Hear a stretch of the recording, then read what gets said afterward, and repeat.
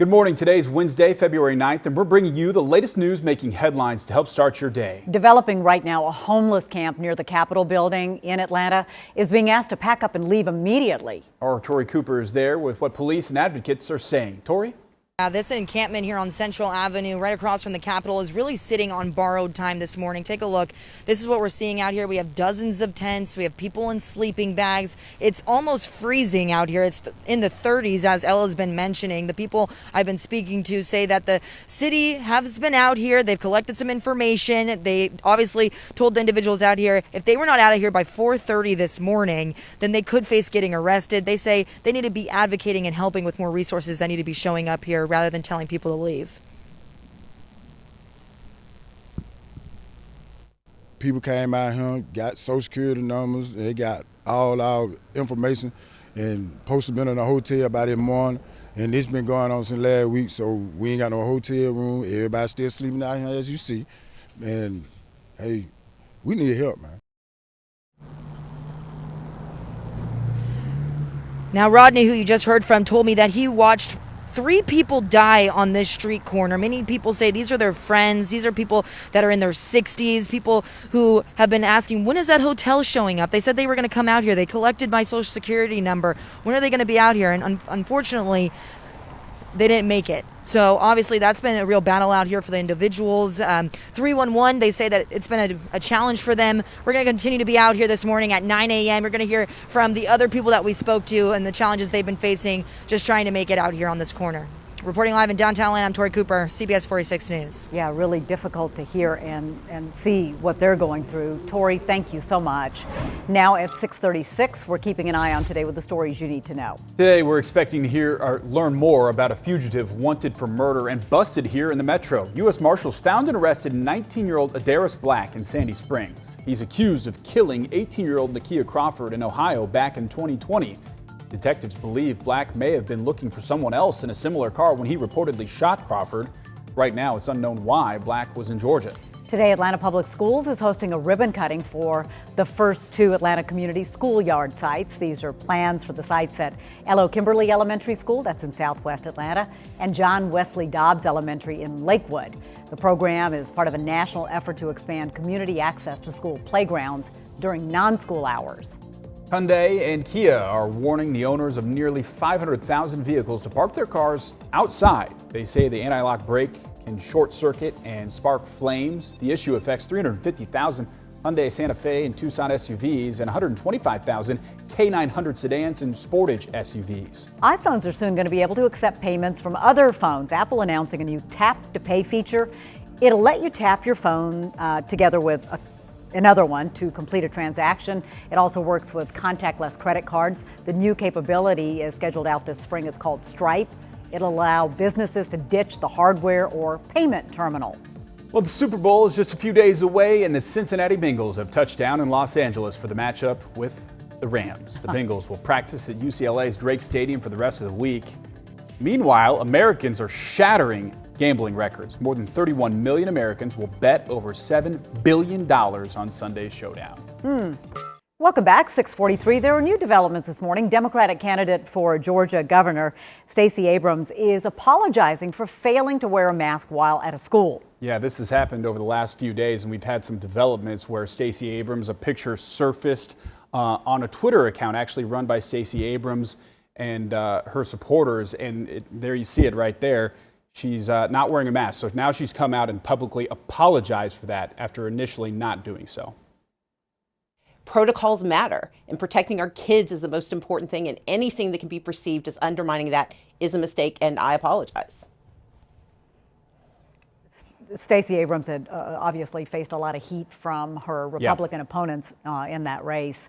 And meantime, there are more than 1 million fewer women in the workforce as a result of our pandemic compared to February of 2020. Pretty staggering numbers. That's because more than 63% of all jobs lost during the pandemic were jobs that were held by women. Now, working and finding affordable childcare has only become more difficult during the pandemic, and costs for childcare centers have jumped more than 40%.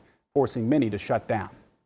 We're able to increase our tuition prices more, then we'll be able to pay the staff members more than, for what they are really asking for and deserve. But if we do that, we lose children. Moms or dads actually staying home with their child because they can't afford childcare. The working women most impacted by the pandemic and rising childcare costs are single mothers of young children. They've seen the biggest decline in work hours and have been the least likely to actually recover. Every single show, I'm gonna say exactly what's on my mind. Let the countdown begin. Midge Maisel is getting into the world of trouble in the 4th season of The Marvelous Mrs. Maisel. The housewife turned stand-up comedian is back on stage. The Emmy-winning comedy returns to Amazon Prime next Friday.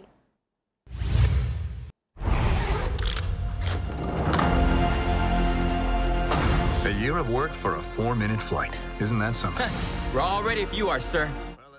I don't know anything about this, but I'm excited about it. It's time for Infinity and Beyond. For the first time, we're getting a look at Buzz Lightyear's life before his time on Earth.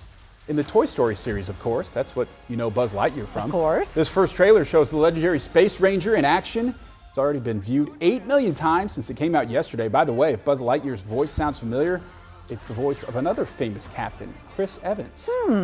Interesting. I'm interested. Toy Story is one of my favorites. An absolute We loved classic. it at our house, yeah. Absolute classic. This morning, Neil Young is asking Spotify employees to jump ship. Yeah, this is the employees he's asking now, after not being satisfied with urging fellow musicians to leave that streaming platform. So that's how it started. He Right. left it. He wanted other musicians to do the same. Now he's asking employees to leave. Our Brooks Baptiste joins us with the stories topping your social media feeds. Brooks. Yeah, guys, you know he was the first one, literally, to yank his music from Spotify. And yes, he says to the employees, quit your jobs. That's what he's saying. He didn't offer them another one, but he did say quit their jobs. Young releasing a statement on his website calling for Spotify employees to, quote, get out of that place before it eats up your soul, end quote. Earlier this week, Spotify CEO Daniel Ek sent a memo out to employees addressing the racist slurs from podcaster Joe Rogan, but he went on to say that silencing Rogan was not the answer. Rogan did remove some of those episodes from the platform, and Spotify promised to add a warning to all podcasts that discuss COVID-19. Well, a new film could give us an in-depth look into the life of the king of pop. I'm talking about Michael Jackson. It's a biopic right now that's in the works from the producer behind Oscar-winning film Bohemian Rhapsody. Now, Lionsgate will be distributing that film that goes behind the scenes with the singer. Two executors of the Michael Jackson estate are also producers. All right, guys, Tom Brady might have retired, a week or two ago after 22 seasons in the NFL, but his jersey is now the top seller. Some of you are not going to like this. Clothing and hat retailer Lids releasing this map showing the top selling NFL player jerseys by state. Guess what, guys? Brady claimed 18 states. But not here in Georgia. Our top selling jersey is that of Atlanta Falcons' Kyle Pitts. Earlier Rob was hating on the study. He wants to call it fake and everything because he just doesn't agree with it, like a lot of people who don't like Tom Brady. But you have an interesting perspective, right, Rob? It's because of the state that you're from. Right. He's taken a good look at that map. And in Indiana, Peyton Manning is king. Yeah, and over the course Right? of Tom's career, there's of course a lot of teams, a lot of different regions around the United States who feel the same about Tom Brady, but nothing quite like those Colts-Patriots rivalry games in the early and mid-2000s. So I just don't know if I believe that Tom Brady's jersey is the best-selling one in Indiana. Maybe it's a best-selling jersey because people think one day it might be worth a lot of money. So Maybe they're that. snatching That them up and is thinking also they're going to make traitorous. money out of it. Also you know? traitorous in my opinion. Or maybe they're just, haters like Rob Yes. that just Right. don't like the GOAT. You know what? Maybe Hand that's up. what it is. Hand up. I'm a hater.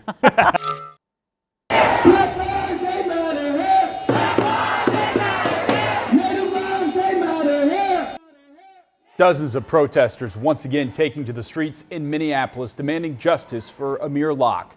The 22-year-old was killed when officers served a no-knock warrant while he slept. Locke was not the subject of that warrant, but he was shot 3 times about 10 seconds after police entered the home. In response to Locke's killing, Democratic state lawmakers in Minnesota are looking to pass new restrictions on no-knock warrants. One new bill would make it harder for police to get a no-knock warrant. But some activists say that's not enough, and they want an all-out ban on no-knock warrants. Your time right now is 15 minutes after 6, and political blowback this morning. Senate Minority Leader Mitch McConnell is denouncing the Republican National Committee for calling the January 6th insurrection a case of people engaging in legitimate political discourse. It was a violent insurrection. for the purpose of trying to prevent the peaceful transfer of power after a legitimately certified election from one administration to the next. That's what it was. McConnell's comments come days after the RNC voted to censure Congresswoman Liz Cheney and Representative Adam Kinzinger. Both of them are the only Republican members of the House committee investigating the attack. The RNC also denounced that probe as a persecution of ordinary citizens. But the chairwoman of the RNC and other party officials say they did not intend to defend insurrectionists by passing that resolution. New developments this morning. Democratic candidate for Georgia Governor Stacey Abrams is apologizing for failing to wear a mask at a school. Trayson Bragg is live this morning at Glenwood Elementary School with those details. Trayson, what is she saying? Well, she's apologizing now after this. She's saying that she did, in fact, wear the mask during the event, but at some point decided to take it off so students who were participating in the event she was here for virtually could hear everything she had to say. Now, take a look at the picture. I'm sure you've seen it this week. It's a picture of Stacey Abrams here at Glenwood Elementary School during a Black History Month reading event. Now, if you look at the picture closely, you can see every student and every adult except for Abrams is wearing a mask. Well, this picture, tweeted out by both Abrams and the principal of the school here, actually let's just say it caused some heat and some blowback from her Republican rivals also vying for the governor's seat here in Georgia. Well, now Abrams is apologizing, and here's the big reason why a lot of people got upset. In Decatur City Schools, currently, masks are required, but as I said, she's apologizing. Here's what she had to say.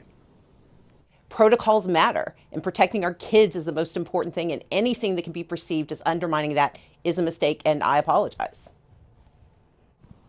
Now, you heard that apology there. Again, she says she was wearing the mask during the event and at some point took it off so she could be heard more clearly by the students also involved in the reading event back at their homes virtually. I will say this, both of the photos that were tweeted out by Abrams and the principal here were taken down. Coming up in the next half hour, I'll tell you what action or what other action the principal here at Glenwood Elementary took. Reporting live in Decatur, I'm Trayson Bragg, CBS 46 News. Trayson, thanks very much for that. Well, COVID-19 cases have declined from last month's highs, but the CDC says it's still too soon to end public health measures to fight the pandemic. This week, several states announced plans to lift mask requirements in schools, but CDC's Director Rochelle Walensky says now's not the moment to end those mandates. Johns Hopkins reports the U.S. is still averaging about 265,000 COVID infections a day. Breaking right now at 6. If you've been watching the Olympics, the wait is over if you're rooting for Team USA. Team USA claiming its first gold medal of the Winter Olympics. Let's get right over to Brooks Baptiste for a breakdown of where we stand right now. Hey, Brooks. Hey, good morning to you guys. Some people would say it's about time. It is now day 5 and Team USA has finally won its first gold medal at the 2022 Beijing Winter Olympics. And it's all thanks to this woman right here. Lindsey Jacobellis claiming the victory in the women's snowboard cross just hours ago. And coming down to the finish, can Lindsey Jacobellis hold on to it? She does it. It's time to move on. Oh, imagine that. This is the 36-year-old snowboarder's 5th Olympic appearance, but her first time claiming gold. Now get this, the win had been about 16 years in the making since Jacobellis suffered a brutal fall during her debut in the 2006 Winter Games. So right now, Team USA is in 10th place. We've got 1 gold medal, 5 silver medals, and 1 bronze medal. Norway happens to remain in the lead with 4 gold medals. But guys, we've got our first one, and that's the important part right now. Thanks for watching CBS 46 News. Watch us live wherever you are, our mobile and our streaming news app. You can also watch us on Roku, Apple TV, and Fire TV.